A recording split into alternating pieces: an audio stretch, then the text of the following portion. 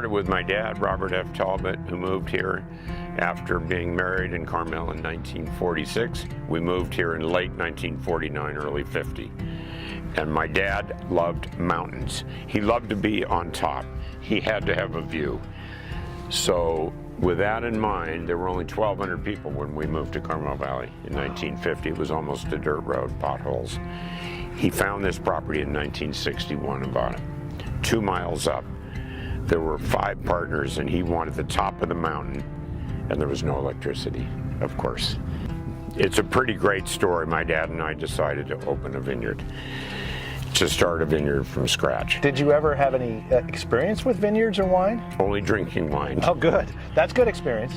But I jumped in immediately. I went back to UC Davis and earned a degree in viticulture and enology starting around 81 or 82. Studied the beautiful occupation for 2 years and planted the vineyard in 83 and 84. Built my winery in 1982. And I started the Diamond Tea Vineyard around 1984. I planted it myself, put the fence in, put the irrigation in. The ranch had been cattle ground, so I had a tractor and I cleared 25 acres of land and named it, of course, the Diamond Tea Vineyard. Welcome, Tim. Thank you. Cheers. Might be a little early in the morning, but hey, for this good special wine treat, is, I'll have it. Comes right from this land right here. Love the wine and the grapes, but tell us a little bit about the property and the house and what you've done here. Well, in 1972, I decided to build my first cabin. Once again, I had to build it with hand tools because we didn't have electricity. And I sited the house down below because of the wind. I had looked at these beautiful trees that were flagged. When a prevailing wind comes in every afternoon, the trees can't grow up, they grow out. And that's why the beautiful limbs go out about the hill. Right. And I knew that meant a lot of wind, and we can feel the wind now. Right. So I sited my cabin down below where there was no wind and built the original house. 10 years after I put in electricity myself with a tractor from PG&E, and then I added on to the house. But eventually I wanted to see the sunsets, and I wanted to see the snow in the mountains. So after looking at this view every day when I would drive in on my way to work or come home, I said, I'm going to move my house. So I built this house 5 years ago. I've noticed there's a lot of cool features in here using existing elements of the property and reclaiming old elements. We repurpose, we reclaim, we use natural materials. I want it to feel like it belongs here. Right. I don't see any paint. I'm really not into paint. This is all yellow cedar. Oh, this is cedar. Okay, it's all cedar. It might be redwood. Okay. Board and batten. Right. It fits the ranch. It's true board and batten. In other words, you put a 12-inch board and then the 2.5 batten. Or the I love board and batten. Yes. The roof is corten steel. I love it. It looks like a ranch. It looks like a barn. Yeah, I love it. It's a kind of rusted metal. It just fits. Yeah.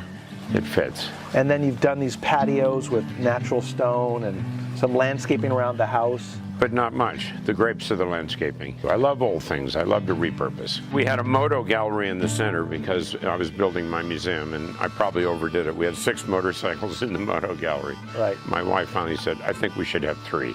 So there's only 3 motorcycles in there. So there are only 3 now. But that room could be, it's a great family room. It opens up to the courtyard. Yeah, you could do all the doors open. The views are spectacular. I did not want this house to stick out. Right. So I sunk it in, and all the materials are meant to disappear.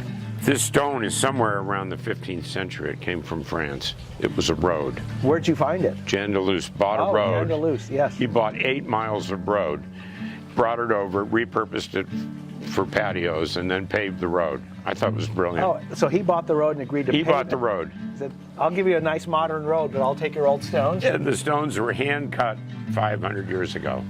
Once again, old material. It works. I love the fact you're mid-valley here. You can get into Carmel. You can do anything along the bay. You can play golf in Pebble Beach. Yes. And you got that environment. Or you head that way 7 miles, and you're at the village where you know, you can go to the Running Iron and on a Saturday at 10 o'clock see a Yes. bar fight with the cowboys. I mean, real cowboys coming out of the Well, valley. it's a pretty cool area. Yeah. We've seen it change, but Carmel Valley is still just an exquisite place to live. Right. We're so lucky. Well, it's where I chose, and We're so we have lucky. properties all along the coast, and we chose to be right here. We're down on the river, just below you here, and Yes. it's just the perfect climate. I love it, and I still go to Carmel Beach every morning to walk the beach. It's Oh, close that's enough to go to the fabulous. beach. I take my 1987 Synchro van down Yeah. there. Oh, your You'd like it. Synchro, yeah. Mine runs. Yours is a fountain. Yeah, mine Mine's is a still fountain now. Yeah. This climate is unbelievable, and that's why people come here. Yeah, for us it doesn't get too hot, but we if it's foggy in town, all of a sudden we're driving out, boom, it's sunny, and I just love it. It puts a smile on my face. One of the neatest factors that I'm really proud of is I love to learn, so I apprenticed with a cabinet barn maker near Bath, Maine, and I went back for 2 summers, and he taught me how to build the wood joints and raise a barn like the Pennsylvania Dutch. So our barn is a timber frame barn that we built on this property. I don't think there's another one in Monterey.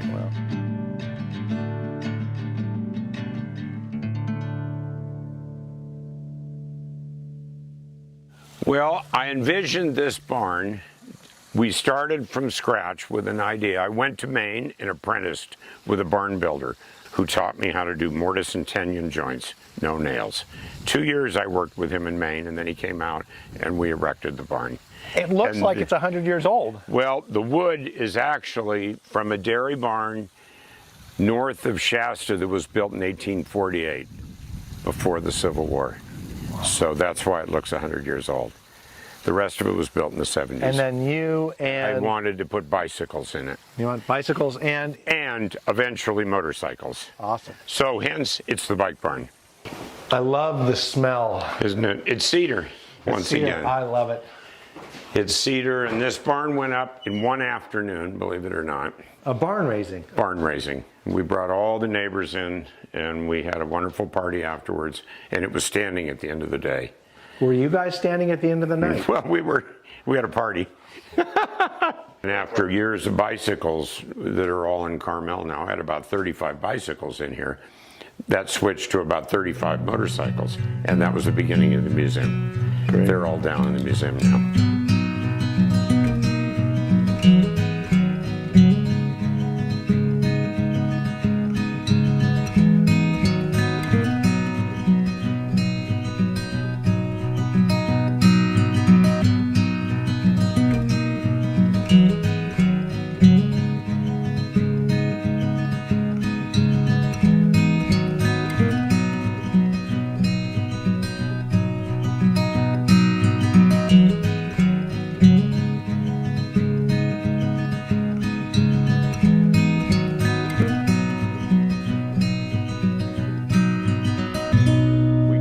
Volkswagens for years, my son and I, and we brought in this Volkswagen. It was an original Colorado truck.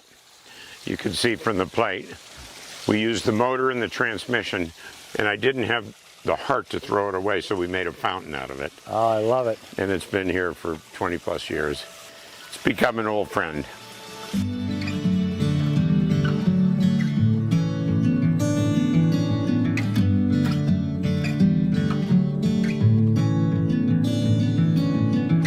So, Rob, tell me a little bit about this piece. This was our front yard, which was basically a field. Right. And we came up with this idea with the kids being, you know, coming up to 10 years old and their friends, of turning the field into an area to relax and swim, and built a pool. But it was fun to build. And the kids, we lived out here. So and you've this got has oaks just been and fun. sycamore, Sycamore, These are palms, beautiful. liquid amber, white birch. the roses, of course. And this tree, I've got to show you this, Tim. You will not believe this tree is growing here. Okay. This is a quaking aspen from Truckee. I brought it down in a 1-gallon can and said, well, it's not 6,000 feet or 5,000. We're not in the Rockies, but let's see if it'll grow. Right.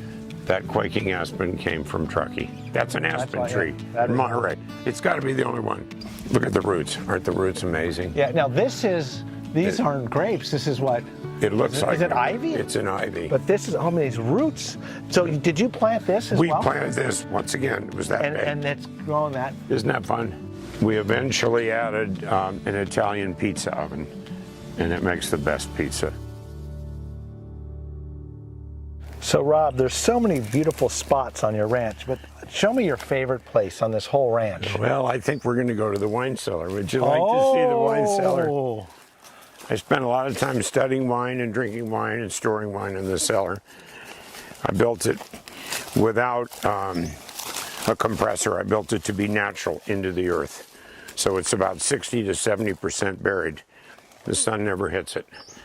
And I'm really proud of this wine cellar because it really works. Wow. Come on in, Tim. This is the cellar. Your favorite spot on the whole ranch, huh?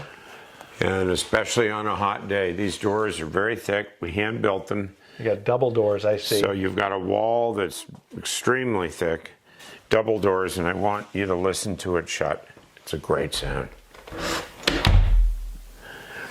And we use cedar above, we use plaster, and all these bottles are French. Yeah. And so you would have tastings here? We'd have tastings here. I had a table here with the chairs and an old candle, and we'd come down and I'd have people pick whatever they wanted, and then I'd have our wine, and we'd do blind tastings here.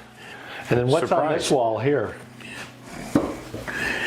This wall is basically, this was my American wall.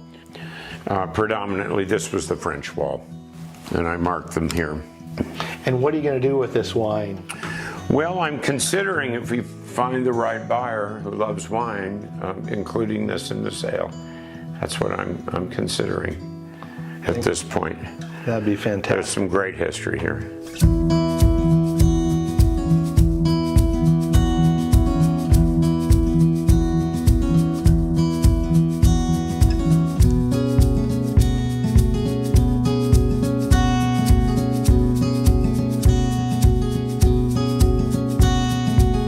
So let's go back to tell us, where are you going from here? Are you retiring? Never. I can't Why retire. not? My dad didn't retire. My mom didn't retire. Right. They believed in a good work ethic. Right. I can't retire. What would I do? I'd go nuts. And where are you going? We're moving to another legacy property that was built in probably the 40s and had never been on the market.